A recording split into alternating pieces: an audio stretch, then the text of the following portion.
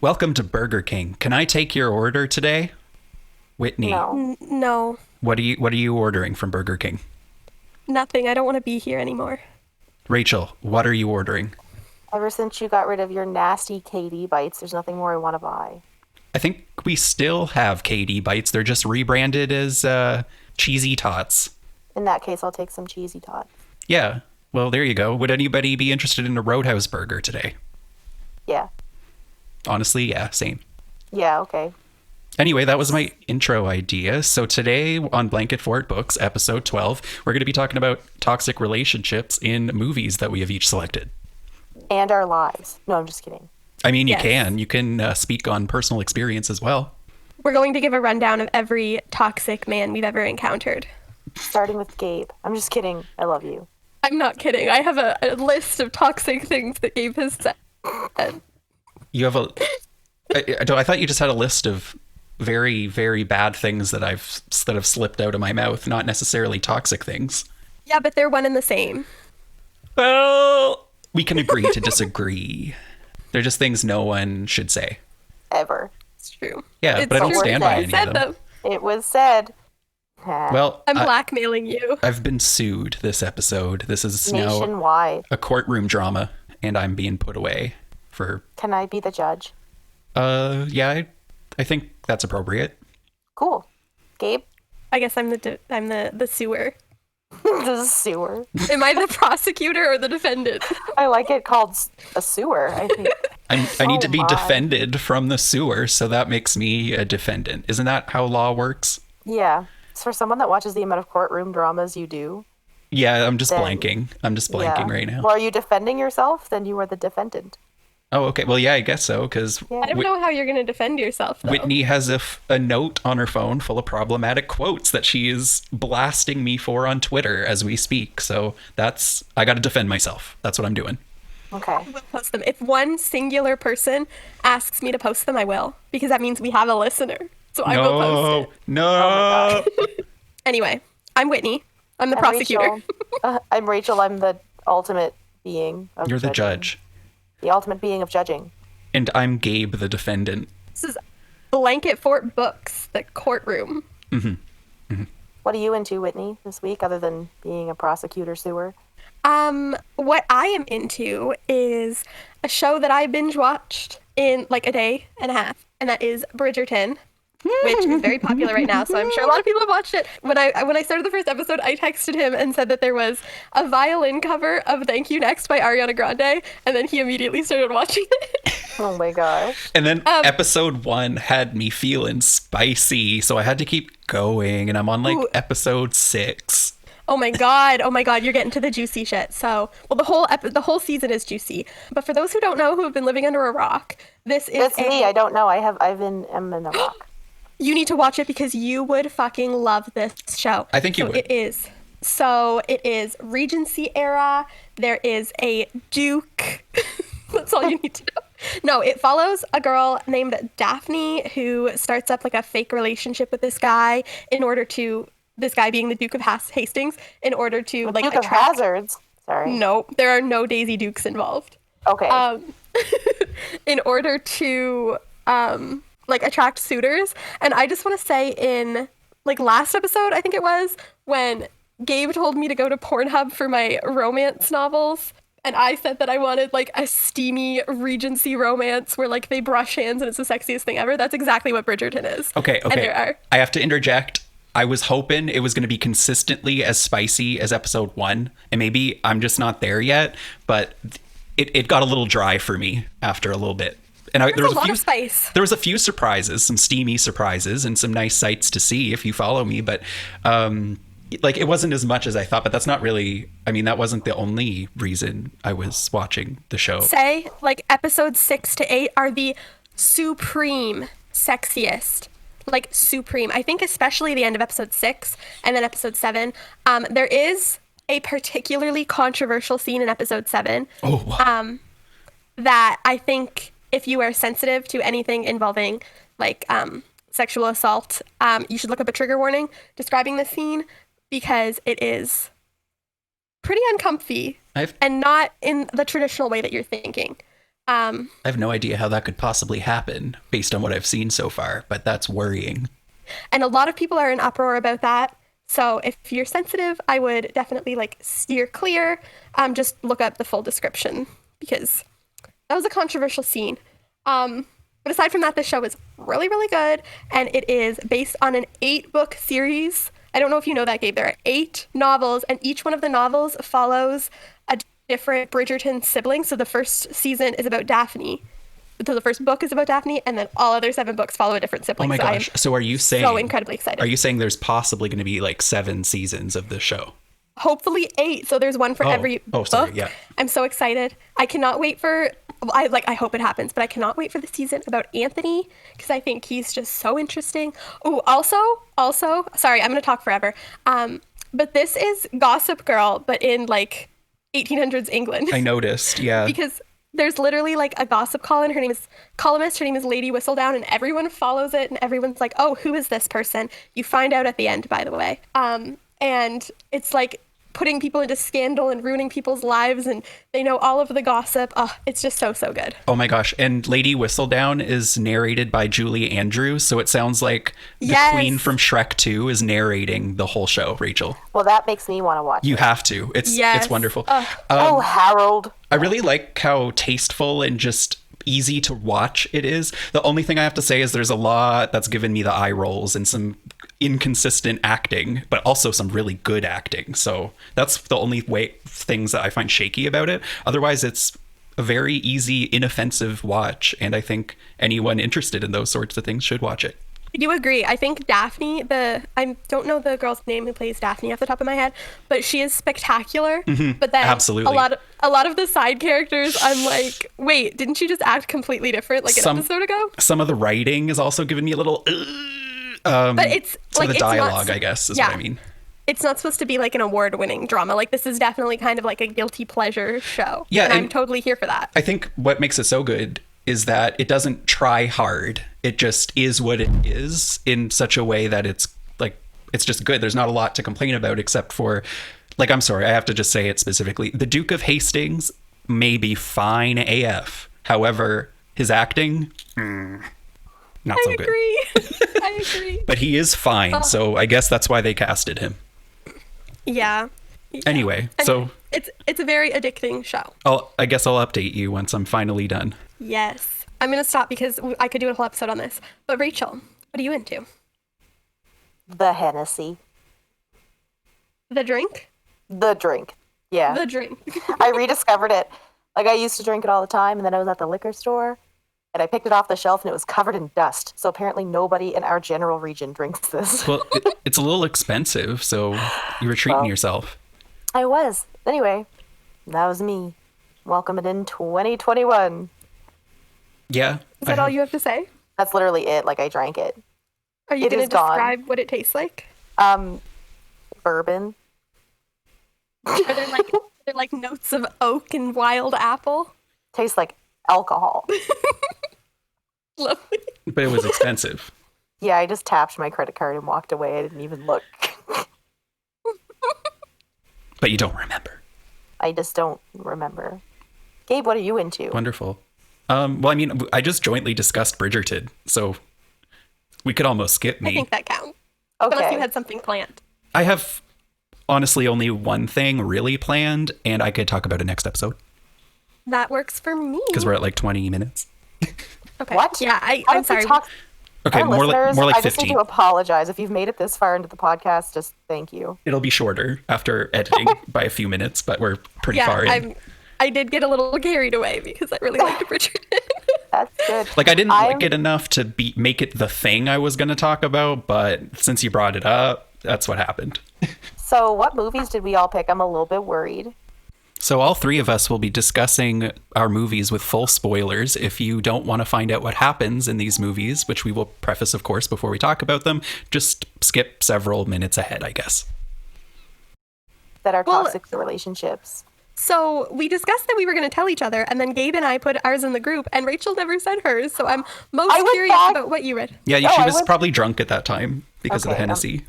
Sorry, this is going to impact this whole episode. So I watched one of my my I don't want to even say my favorites. I rewatched 500 Days of Summer. Oh, okay. That's a good Oh. one. That's a good choice. I hardly remember it, so I can't wait to get refreshed on that. I Same. used to love that movie, but looking back, I don't. It's like one of those ones where you watch it and it's not really good and it's not really bad. But if you're in the mood I was in when I watched it, it just hits hard. Okay. All right. So, because I've already started this ball rolling, to date, I cannot figure out who is more toxic in their relationship, because just as a story of how this goes, Joseph Gordon-Levitt starts the movie by saying, love is great and I love love and love is perfect and women I want to love. That's his thing. And then Zooey Deschanel is like, meh, love is dumb.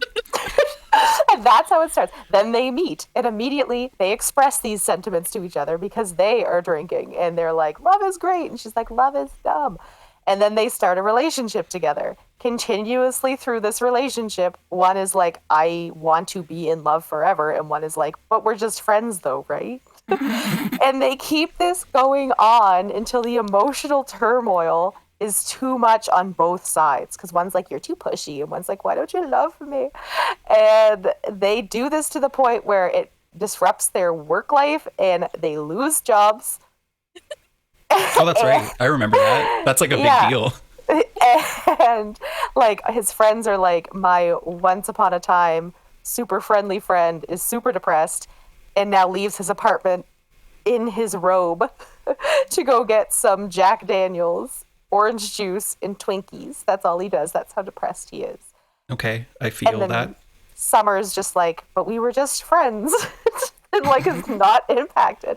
So I'm like, who do I think is worse here? The girl who said up front, I don't want a relationship, but then continued the relationship even though she knew that he was going to be falling harder and harder? Or is it the guy who was not listening and instead wanted to change her to love him? They both suck. I just find that so funny because they were totally both just thirsty AF. Yeah, basically. They just gravitated towards the nearest attractive person and they were like, yeah. Yeah, but then once they break up, or if you will, they don't really break up, they just, in Zooey Deschanel's eyes, they're just friends who don't hang out anymore. She ends up getting married to somebody else. And she's like, I just knew. And I'm like, this is a dumb movie, but like, I still think that they're both pretty bad for being that way to each other. Oh. Anyway, what do you guys think about my brief description? Who do you think is more toxic? The one who leads somebody down a road to then break their heart and shatter their world? Or the one who thought that it was going to work out anyway, so they should just keep on going? It's the dude. It is the toxic man who's like, you friend zoned me and I thought we were going to be so much more, and like ignored everything she said and just like went off of this like fantasy in his head, even though she was like straight up telling him. I don't know. But why would she hang out for 500 days? Oh, that's a long She just time. wanted something casual. She was having a fun time. I know, She was but honest. They had a lot in common. They do. And if someone's like, I want to keep it casual, but the person's like, I love you, I love you, I love you, don't you think you're going to be like, hey, I don't think you can keep this casual piece? I don't know. It feels like the adult thing to do. Yeah. They're both annoying. Why is that her responsibility, though? She said what she wanted, and he couldn't listen to her. So it's not her responsibility to be like, hey, your feelings are too much. It's his to be like, all right, I am obsessed with this girl who clearly doesn't feel the same way. So it's his She was fault. unhappy too, though. Like, she was annoyed at him, but then was like, whatever. I'm getting some, so I'm going to stay. Yeah, I don't remember the specifics of that movie, but also like just in general, like if you are, it's possible you could be afraid to have that conversation with such an emotional doofus like Joseph Gordon-Levitt's character. How do you think he'd react if just out of nowhere she brought it up? Well, that does happen. But Oh, another element that happens is that he gets mad and he's like, listen, we can't hold hands in public and kiss each other all the time and have shower sex if we're just friends. And then he leaves. And then in the middle of a rainy night at like 3 a.m., she runs over. She's like, I shouldn't have gotten mad. And then kisses him. But then she's like, we don't have to call this anything. And I'm like, okay, just be honest and be like, I just want a friend to have shower sex with. not anyway. You know, it's just like at that point I was like, now you're bad. Why tell someone to stay if you know they can't? It sounds like there's just a conflict of interest in their fantasies, and they're just trying to live them. Yeah. I went into that trying to pick like who's the toxic one. They both are. They're both delusional. That's a toxic relationship right there. Yeah. Yeah, it comes from both sides, 100%.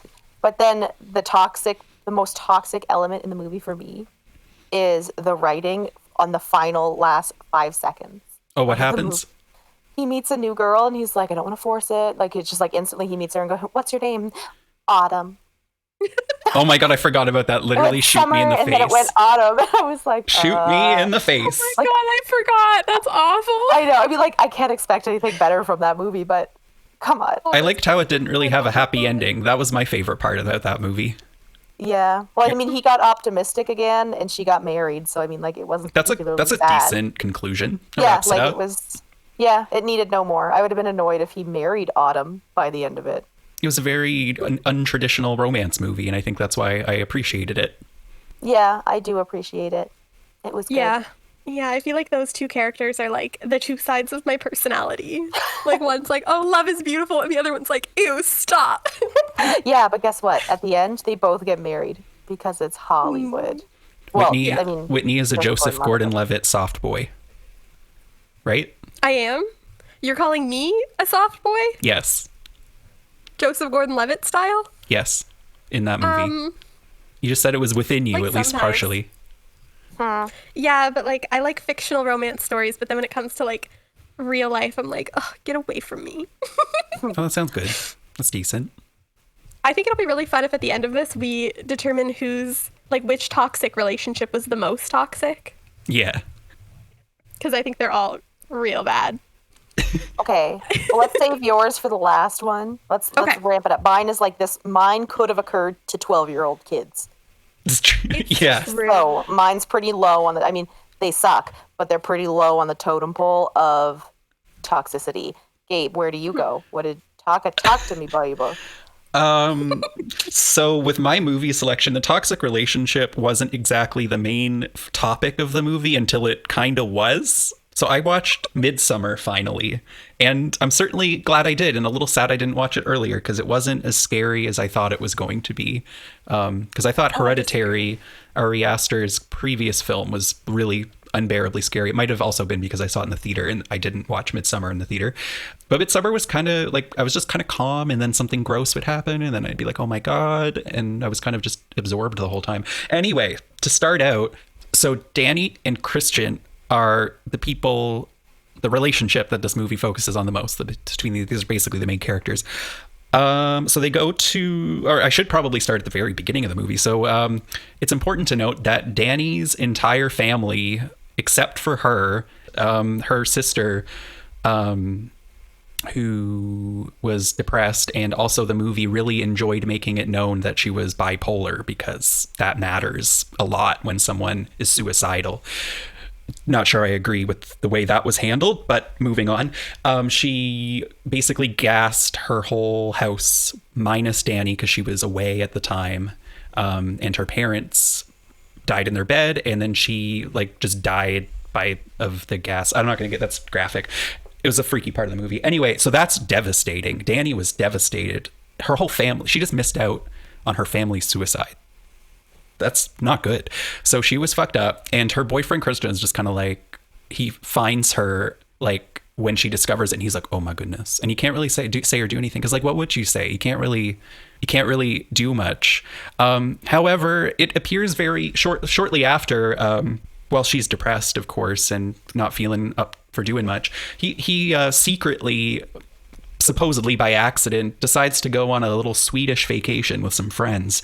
And there's a moment where Danny's a little bit offended that he didn't tell her about it. He's like, well, I just kind of forgot. I didn't think you would care. I just want to go on a trip with my friends. And she's like, well, I don't care. Let's talk about it. And she's literally the epitome of the best girlfriend ever, because she was so sad and depressed, and then she just totally is chill and is like, hey, I'm listening. I just want to understand why you didn't want to tell me. And she's giving him all these chances. He's like, oh, you're mad. I'm going to leave. I don't want to talk about this. And she's like, I just want to talk about it. And it's okay. You can go.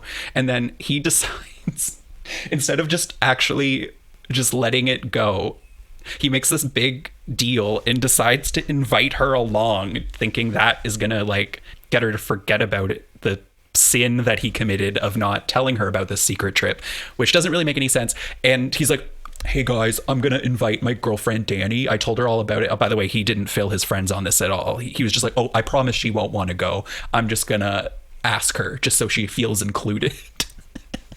And that's the part of the movie, Whitney, where I was like, I relate, because like when I make plans sometimes, I just don't tell everyone about them. Yeah. And I kind of like to just operate independently, and it's not like a slight against anybody. I just kind of like to do my own thing. And if I'm uncertain about it or feel like it might be potentially embarrassing or controversial, I might just keep quiet. And that causes some miscommunication sometimes. So to anyone that has affected, I apologize. But basically, he tries to pull one of those. And you know what? Danny's like, you know what? Fuck it. Let's go to Sweden. And he's like, okay, all right. He's just kind of quiet about it. Yeah. And he's like, everyone was so like mad. yeah. And you know, they get there, they go to this little commune / farm village of some particularly, you know, bright-faced individuals that like living off the land. And then they immediately, you know, try some magic mushrooms in the field, and they're just vibing. And it seems like it might be going pretty well. She kind of has a bad trip though, and it gets a little concerning. Her boyfriend's just going to like, oh man, like I can wait. Like, I don't have to take drugs if you don't want to take drugs. And she's like, okay, no, I'll take drugs. Fine, I'll just take drugs. Even though she probably shouldn't have, because she's not in a good state of mind. And he kind of like fucks off because she needs some time to be alone. Anyway, fast forward a little bit. There's like a ritual that takes place that all of them are kind of unfamiliar with, where basically two old people in this village decide, well, I don't think they decide, it's just commonplace there for them to die at a certain age. And the way that they choose to die is by jumping off of a cliff. And if they don't die when they jump off the cliff, they get a gigantic sledgehammer to the skull, which is very disgusting. And of course, if you're an unsuspecting bystander of such a ritual, that would kind of fuck you up a little bit. And the tourists to the Swedish farm village are kind of fucked up by it, understandably. And, you know, that kind of, especially if you're Danny, whose family just passed away tragically, seeing such a graphic display is unthinkable. That's fucked. And Christian's reaction to this, Whitney, you remember what his reaction to this is basically, I want to do my thesis statement on this community. He's like, he like is just like, Danny, you okay? And she's like, no. And then he doesn't like follow her or like make sure she's okay. He goes off on his own. He's like, I'm doing my thesis statement on this community because it's interesting. And I think that alone is the biggest, like the rudest, and like we know where his interests lie at this point. He doesn't give a fuck about Danny at this point. And all he's done so far is demonstrate, like he forgot her birthday at one point, like completely forgot, had no clue. And it's only after one of his friends, who also lives in this Swedish community and convinced him to go over there, hears secondhand that he forgot her birthday. So he tells Christian, he's like, by the way, man, I heard you forgot your girlfriend's birthday. And then he's like, okay, I'm going to make you a birthday cake. It's like she knows, like, because it happens so suddenly. She's like, oh my God, Christian, you don't have to, what the fuck are you doing? And then he can't even light the birthday candle, which just demonstrates his pathetic awkwardness a little bit more. And then like that's kind of the tame part of his series of fuck ups. It kind of gets a little bit worse, but also there's a lot of external factors going on here. Fucked up shit's happening. Their friends are disappearing now. And you know what? Christian still wants to do his fucking thesis statement. He's like, we're staying. And she's like, oh, I guess I'll stay too. But she's not happy about it, but she tries to make the most of it, I guess. And she's getting a little suspicious too. Christian's getting a little suspicious, but you know what? He fucks up again by kind of dismissing a few things. He is made aware. Here's a part. He's made aware that there is a girl who is taking a liking to him. And she is like casting a spell, a fucked up one at that, where basically she is going to seduce him mystically. I don't think she realizes, though. And this really indicates Christian's character. She doesn't realize that she doesn't even have to be mystical about it, though, because you know what? Christian's not interested in Danny, and I think we knew that from the start of the film. So fast forward a little bit, Danny becomes the May Queen after winning a Ring Around the Rosie competition, and she's kind of having a good time, and everyone's like, "Oh my gosh, you are." Wait, what? How do you win a rock around the what? A Ring Around the Rosie competition. Thank I don't think that's literally what it was, but that's what it looked like to me. Because I've played that game and I don't know how there's a winner. Okay, maybe it's probably insensitive, and could possibly be an actual Swedish cultural tradition of some sort. But basically, they dance in a circle. Like a bunch of them around this big flower pole, and whoever's dizzy and falls over gets eliminated. And then whoever... the maypole. That's a maypole? Okay, I apologize. So whoever's last standing wins and becomes the May Queen in this community. We don't really know what the May Queen does. We just know that they are celebrated. So at this point, she becomes the May Queen, and she's kind of just like in a state of disbelief. Also, I should add that any of the characters that have remained at this point are getting like drugged up on some weird mushroom tea, and that plays a role throughout the movie. So Kristen's just kind of chilling in the field watching her dance, and then she becomes the May Queen, and then they have a celebratory dinner, and he is fucked on drugs at this point. Like, he hardly knows what's going on. He can't even like speak, but she's like, "Oh, okay, thanks guys," and they're like, "Come have a carriage ride," and then she's like, "Okay, can Christian come with me?" And then they're like, "No, you got to go alone." So then she's taken off alone to go do some other ritual things that are kind of chill, just like blessing harvests and whatnot for the future of this community, and being a queen of sorts, and going on a hike and a tour. Meanwhile, it turns out this entire thing was a conspiracy to get Christian to F with a girl that has taken a liking to him, because what this community does to make sure that they are, still populated is they ensnare people from the outside. And when one of them is particularly interesting, and I guess Christian is one of them, a weak-willed character at that, he is chosen to reproduce with this girl while Danny is off being a May Queen doing some things. And he's like so effed at this point. Like, he's basically like, he bangs this girl, and he's just kind of like, okay, but like, he doesn't really know what else to do at this point. And then Danny the May Queen is like, she's back, she's supposed to go go relax or something, but she's like, "Where's Christian?" She finds out that he's in this barn effing that girl who is gonna bear the next child, this blessed child. And she's like, "Oh my goodness," and she loses her shit. And then also the villagers lose their shit along with her, which is a very ominous scene, because all she knows is that her boyfriend was fucking somebody. So on one hand, Christian was fucked up on drugs, but on the other hand, you'd have to wonder, did he want to go on this trip maybe on the DL to have like a little side thing going on? Do you think he'd go have some fun mushroom times in the fields? Or was he just so high that he didn't know what was happening and felt pressured into the situation? Who knows? But anyway, he was the one that chose to stay there because of the thesis of selfish reasoning, even though his girlfriend, who has a lot of emotional baggage, doesn't want to stay there. So anyway, he's got fucked up by drugs to the point where he is sitting in a wheelchair and they're just lugging him around. And the May Queen has another duty that is revealed, that she has to sacrifice one more person to make this big old bonfire. So she is pissed off because she saw him cheating and realized that like he's fucked as a person, and she decides he is going to go get burned alive in a bear carcass in this big ol' bonfire. And the movie's pretty much nonverbal at this point, and you just watch it happen, and then the movie ends with her smiling as she watches the bonfire burn. And then it's like, I also learned that Ari Aster, while developing this movie, was going through a bad breakup, and I'm like, yeah, definitely explains the movie subject matter. Dude definitely needs to go to therapy.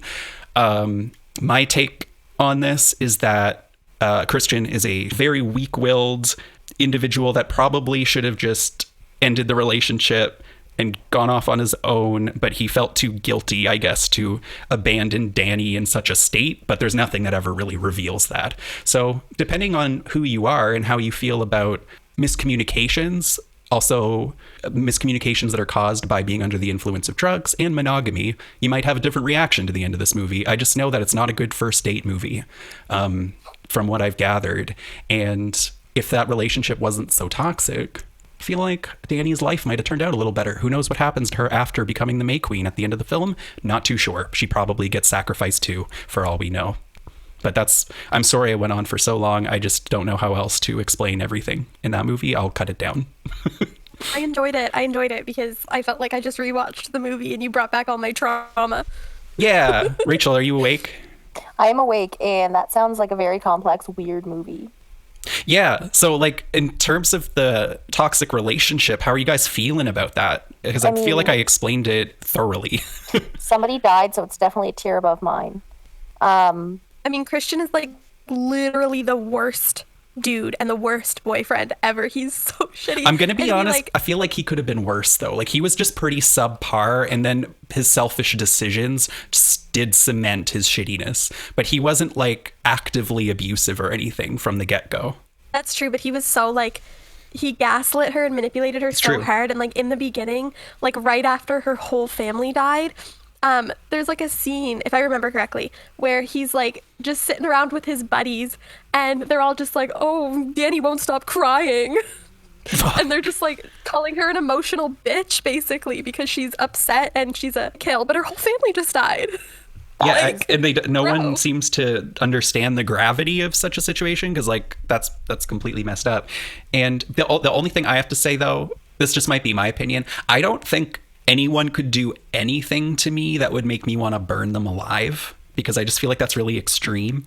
But I see where she's coming from. I don't think that, like, a month before this movie took place, I don't think that Dani would have done that, even if Christian, like, cheated on her and did all that stuff. I think you have to take into account the drugs and the terrifying cult that they have been welcomed into. Yes. And the situation and everything going on. Because I think if you were in that situation, you might make the same decisions, because it's true, because like there was a lot happening. Because the thing that's apparently controversial about this ending, and people have like had arguments as a couple over this conclusion, saying that he deserved to be burned alive for cheating on her alone, and while others would be like, I don't know if he really deserved that. And I'm like, well, he basically is responsible for all of the friends who went there getting killed and not leaving sooner because of how fucked up it was. So I feel like he is kind of a villain here, but I don't think anyone should be burned alive. But if that's how Dani feels better, sure.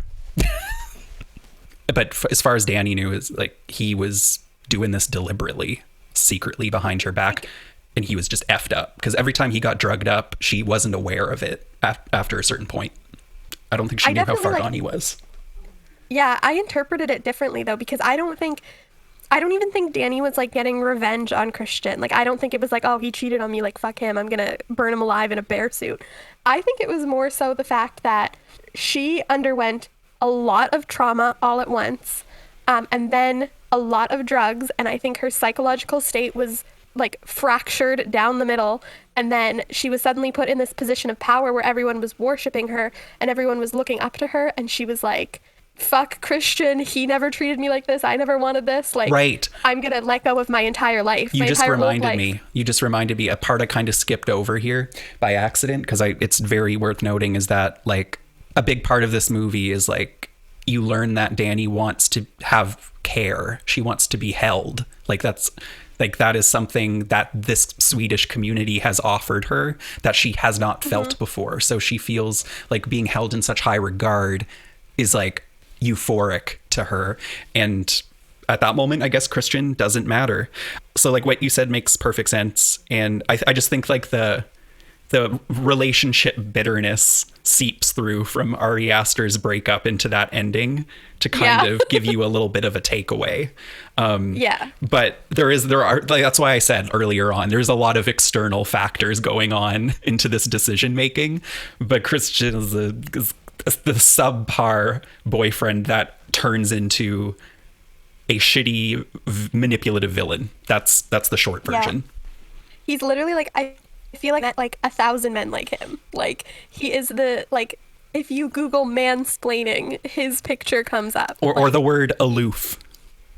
Yeah. That's the word that comes to mind for the majority of it. Like his whole shit with his thesis, I was like rolling my eyes. Like you would, that was the only reason they stayed. Yeah, you would like meet him at a bar, and then you'd be like, you'd order like a whiskey, and he'd be like, actually, do you know like the backstory behind whiskey and like why it's like so important to our culture? Like you have no idea. The thing is, That's who he is. I feel like he wouldn't upfront say that. He would just start acting angry and bothered, and then he would have to be asked, I'm sorry, did I do something to upset you? And then he would explain whiskey. True. It's true. Because he does kind of act like a child.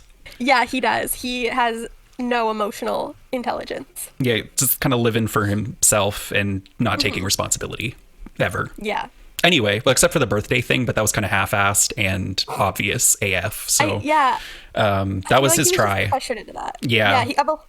That wasn't even like genuine from his heart. It was like, oh, you forgot Danny's birthday. I think he wanted to look good in front of the guys, kind of, because he was like exposed. Yeah. Yeah.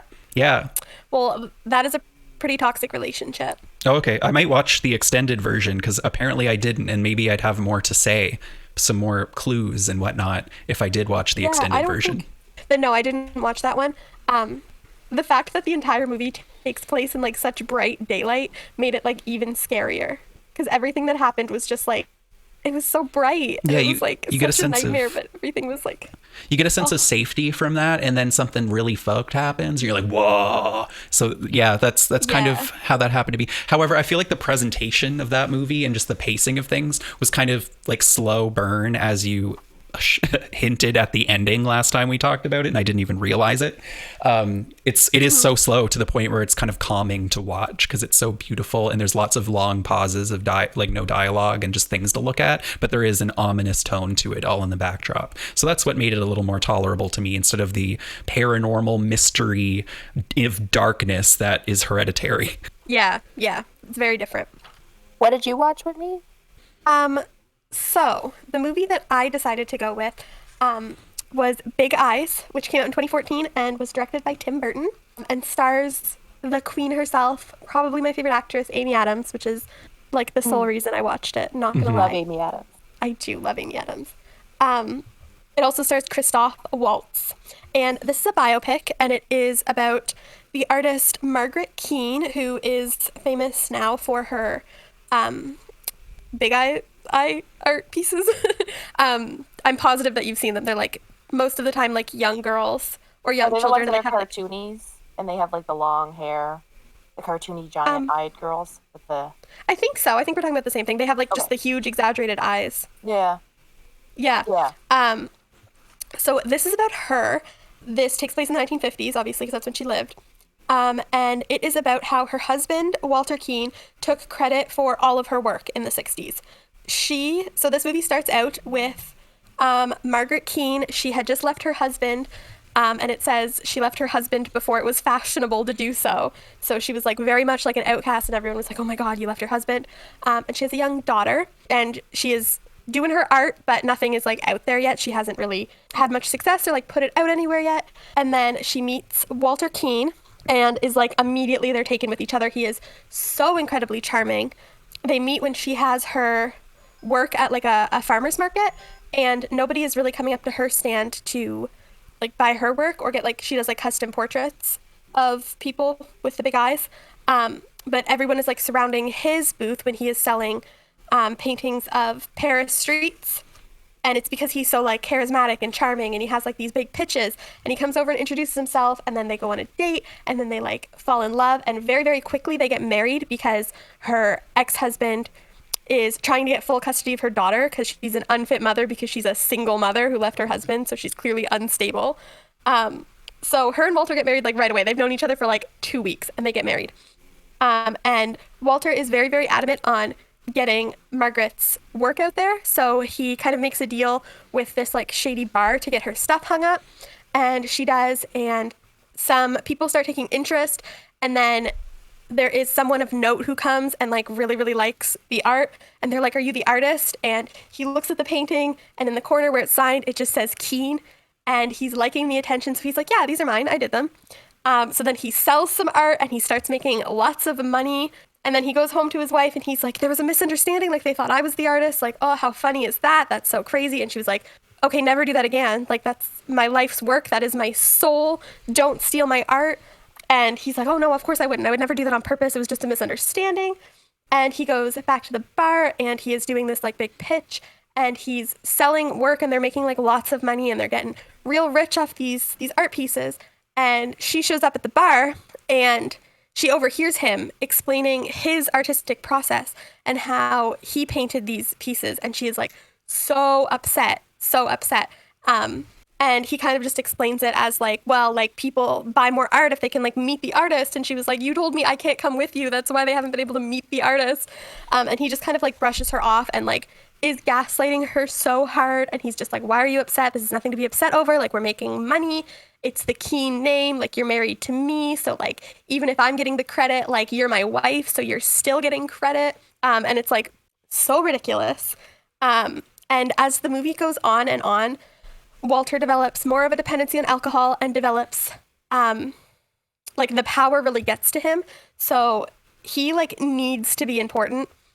He is like the definition of a narcissist and he needs to be loved. So he's constantly just trying to do the next best thing, the bigger thing. So he's like pushing Margaret really hard to like produce these paintings and he makes her even lie to her daughter and say like, be like, oh, that's not my work. Like, oh, all those paintings are Walter's. Like, whatever you remember me painting, like, no, that's not true. Like, he does it all. And she starts like lying to her friends and stuff. And it's just like really sad because she just wants like him to be happy because he's so like demanding of her, but it's also like so far in that she doesn't know how to come out and say it because he's constantly like, we committed fraud. Like, if anyone ever knows, then like we're both going to get in so much trouble. Mm-hmm. Which is so unfair. There's a scene when she finally comes out and she like goes on a radio show and someone's like, so your husband is such an incredible artist. Like, you must be so proud. And that's just like the tipping point. And she's like, I am not. That's my work. Like, he did not do any of that. I did it. And it goes to court to figure out who's the real artist. And this scene is comedy gold. Like, Walter defends himself in court and he makes the whole thing. Defendant. Yeah. He makes the whole thing like a performance. He's like literally like trying to like dance and like the judge is like it's so funny. He's literally just performing for the crowd and he's asking stupid unrelated questions and he's Chicago so over the top basically. And it is so funny. Like, that scene is just amazing, cinematic gold. And then it comes down to it where the judge is just like, bro, shut the hell up. We have been here forever. I am going to give you both a canvas and you have an hour. Do me a painting. Whoever's painting matches the ones that we are fighting over is obviously the artist. So that happens. And the entire time, well, Margaret is painting her painting, which looks exactly like the others, obviously.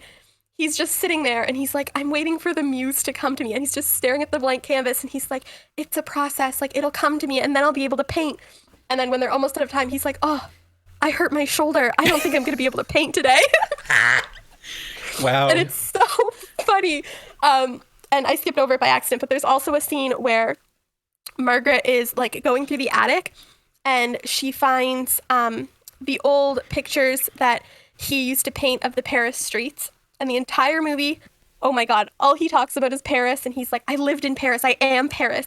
I worked in Paris. This is my soul. I belong in Paris. Like, the whole scene, he won't shut up about it. Oh my God. And she finds these paintings of a Paris, like, streets that he was trying to sell. And the name is painted over. So she like scrapes it off with her fingernail and it's a completely different name. So she addresses him. Yeah, she addresses him and he's like, how dare you? Like, Paris is my blood. I lived there for 2 weeks. It was everything. And then she's like, did you ever even go to Paris? And he's like, oh, you just don't understand how hard it is to be me. And it's like so funny. It's so bad. But then after everything, or I think this is before court actually, I skipped around a little bit, but he comes home and he's like absolutely like crazy, and he is trying to kill her and her daughter. He locks them in the art studio. He starts shoving lit matches through the keyhole where there's like a ton of like paint thinner and stuff, and it's like so insane. He goes on such a power trip. Like you really see the evolution of him like being like a nice guy, oh he really loves his wife, to being like an actual like narcissistic demon who needs to be like God in order to be happy. And it is so crazy. It is the most toxic relationship I've ever seen. There's also a scene where they're doing an interview in their house and some random like teenage girl comes in and he's like, oh hey, it's my daughter. And Margaret's like, you have a daughter? And he's like, yeah, from my last marriage. I thought I mentioned it. I'm supposed to see her like every other week, but I never do.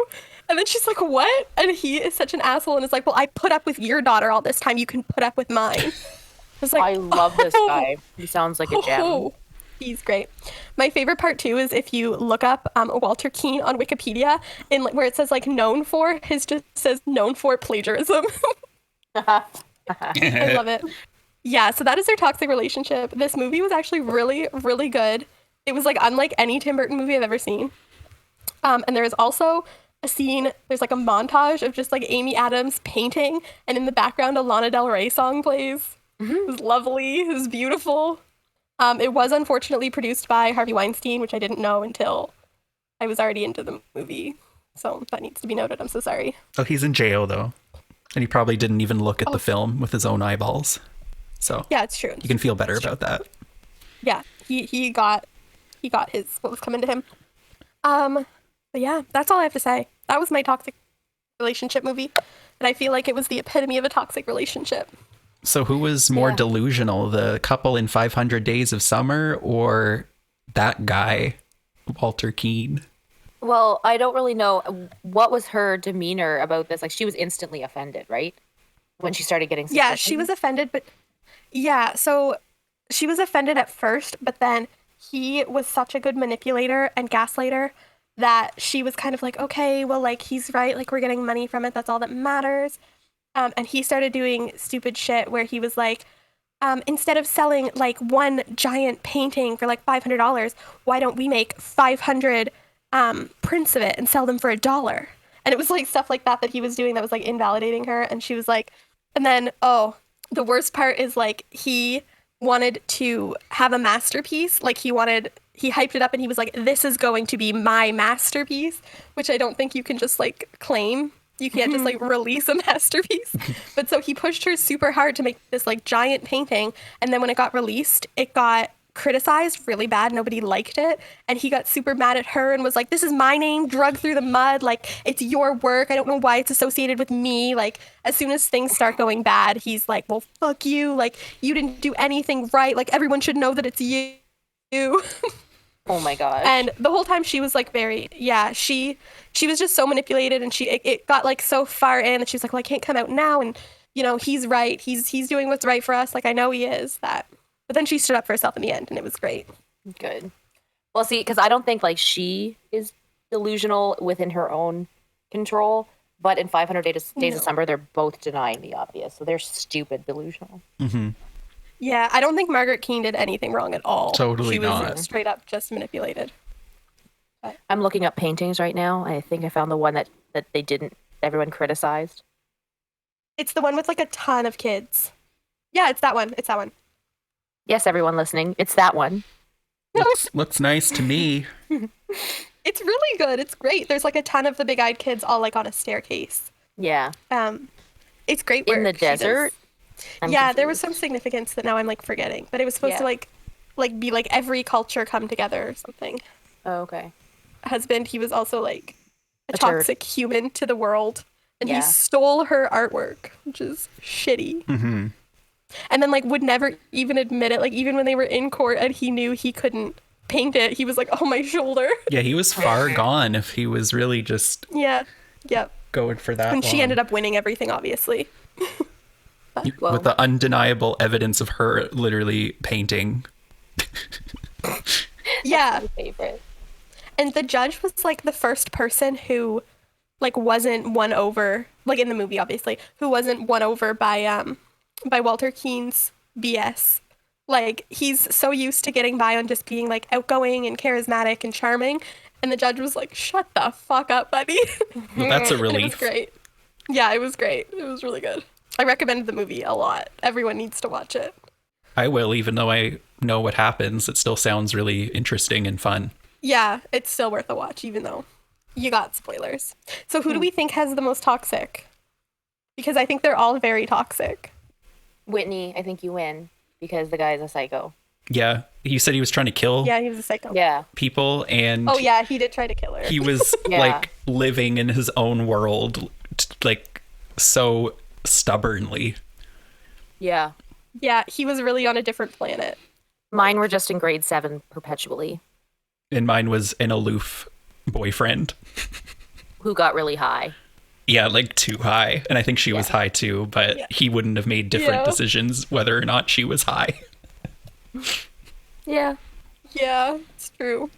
My notes for this movie are really funny because it just says Harvey, sad face, Lana Del Rey, narcissist, Amy Adams. That's like all I have written down here. Oh, I just Love it. recited Midsummer from memory. I That was live. impressive. Yeah. Do you have questions? Or I do have a question? question. My question has nothing to do with the topic of today. Okay. Ooh. I usually try to like link it to the episode, but I'm really struggling to come up with questions, so I'm This sorry. is my favorite segment. So. But it is a fun time. You said you had a notebook full of them. I do have some, but none of them are great. Oh, Okay, so your life is now a video game, and you have the ability to create your own cheat codes. So what would you create? Okay. Can I do a cheat Let's where say you I get my paycheck even you though I have don't go to 5 work? cheat codes. Sure, you only have 5 cheat codes. So like the five things that you want. 5. Okay. Getting paid, no job, Yeah. Sounds pretty That's a good one. and not being able to consume food after my maximum calorie intake of the day. That's a cheat code. I feel like I would do the opposite, and like food doesn't have like any impact on weight, and I could eat as much as I want. True. I would be toned every time I clicked the button to be toned. I just have to put a Jillian Michaels DVD in, and then it works on me without me moving. Just have to watch it, and then I've done the exercise. Yeah. So that's 3. Every time my cup was empty, it would fill back up with what was in it before. Yeah. That's a good one. That saves a lot of time of me refilling Yeah. my fucking water bottle. I was thinking Hennessy, but yes, water. Every time I clap my hands 3 times, I get another animal to have as a pet. That's a great one. Good luck taking care of them. Also, every time I clap my hands 4 times, now we're into 6 codes, 4 times somebody deals with the mess they made. Okay, done. Sounds good. So I would want a walk anywhere cheat. So like I could just literally step through the wall of my bedroom and then be outside 20 feet in the air, but still walking. And then I could continue to walk until I'm like just walking over the ocean, and I can just like go through walls and buildings. So just like that's just a no clip cheat code for real life. Also invisibility. No one would see me, so I could combine those 2 at the same time and just like literally go anywhere. Another one would have to be, it just slipped my mind. What was it? It was a good one. Oh, basically character creator at any time. So basically I could just wish that I looked a certain way and it would happen. Oh, that's a good one. Or I could just like pinch my nose and it would get smaller, for example, or I could just like wave my hand and my hair color would change, type of thing. I guess there's the problem of like people would notice if I was looking different. I don't really know how we would deal with that, but because there's really no point if no one notices. So I don't know. I would just do subtle changes over time. And you could just say it was plastic surgery, except this would be better than plastic surgery by far because it would be a cheat code. So I'm at 3, right? Mm-hmm. Also, just freezing time, just stopping it so I could like sleep. So this bypasses, I think, a lot of cheats that I could potentially ask for, because if I can pause time, I can still sleep, I can still eat, I can still go to the bathroom, but no time passes. So it's like I'm not even doing it. And that could apply to so many different things.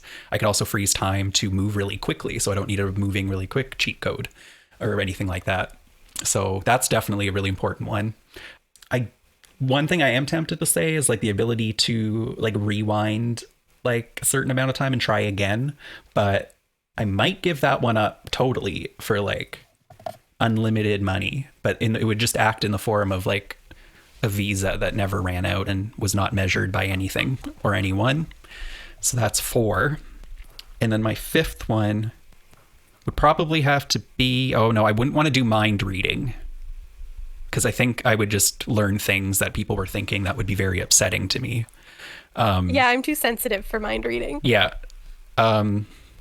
Yeah, I'm just trying to think of a way around that to kind of get the essence of mind reading without actually doing it. What about the guy from Adventure Time who has approximate knowledge of many things? What is it? What is that? I forget. I don't know. There's just a cat that knows closely to the truth, but never accurately of everything. I feel like So that would it's cause like- me trouble. Well, he's like, when he's trying to find Jake and Finn in a big chamber place, he's like, I know where you might be. And like that's his secret power. I feel like I would just want to know every like good thought that someone has. None of the bad ones. Mm-hmm. I want to say maybe just like a cheat code that would give me like maximum charisma without me even knowing it. So I could just like be myself, but then everyone would be like, oh my gosh, he's brilliant. Is that me being narcissistic? I might need to go to a psychologist for that one. But I think that's a pretty solid cheat code. If you could just be, everything you said was like gold. I feel like I might be pushing it with that one in terms of the narcissism. So that's not really a priority, because that could, if everything I say means something, everything I say would mean nothing and no one would react genuinely. So maybe that's not a good choice, but I'll just stick with that one for now. So that'll be my 5 things. Those were great answers, and I fully agree. I feel like the only one that I would like really want to have is like the ability to communicate in any language, including to animals. Oh my gosh, I didn't even think of that. Definitely. I would definitely swap out my last cheat code for that, so I could like talk to cats. I want to talk to my cat, but I also want to talk to anyone who doesn't speak English. Yeah, and then it would just appear that you knew every language, and then you could like just have the benefits of knowing all the languages. Yeah, I would definitely pick that one as my final cheat code, and I think that is a perfect list. That sounds like a great video game. Let's contact EA, get them to change The Sims. I mean, we can already do like all of that in The Sims with cheat codes. I just need EA to apply it to real life, but I also don't want to live in a reality where EA is running real life. Because then you would have to pay like $5.99 for your birthday party, or you'd have to pay like $12.99 to like be in a relationship beyond just talking. I don't know. It would be an even more extreme version of capitalism. Yeah, where basic human things would cost extra. Yeah. But anyway, I think that about wraps up our episode. This was a fun one. Yeah, I was excited to have that discussion, and it really sounded like I prepared my answer for your cheat codes, but I think that just reveals that I've thought about it before. Yeah, well, you play a lot of video games. Yeah, so naturally I would think about it. Everybody tweet us about the toxic people in your lives. Yeah. Yeah, we want to know everything, and then we'll read them next episode. We didn't expose them. We didn't end up venting a lot about our personal experiences, but I think that's because the fictional ones were more interesting. Definitely. Just stay away from Virgos. That's all I have to say. You know what I think me and Whitney really want to say is just stay away from men. Yeah. Because they're not good. I don't want to be that person, but like men suck. Like I shouldn't be on this podcast. It would be better without my voice, but here I am. Okay. I'm going to correct that. I'm not looking for validation. It's just a fact. No, I understand, but I want to just correct that. Straight white men suck. But you don't suck as much as the average man. Okay, I'll take that. That's all I need to know, really. I will stay alive as long as that fact remains true. If it doesn't, then that's it. That's not worth living for. That's the greatest compliment. Yeah, I don't need anything better. I can live with that. You can find us at Blanket Fort Book on Twitter. This podcast is on YouTube, Spotify, Google Podcasts, basically anywhere you can listen to podcasts. If it's not, let me know and I'll make that happen. And I am Whitney, and you can follow me on Twitter at Witten Wisdoms or on YouTube, Witten Wisdom. And I am... I'm waiting for Gabe. Okay. And I am Board Seed or Gabe on Board Seed on Twitter. I'm Abrams Records on Twitter, and I'm pretty sure I'm still listed as MC Hot Waffle. Mm-hmm. So I know you definitely are. Sweet. Follow me. Love it. And we will talk to you next time. Bye. All right. Thanks for listening. Bye.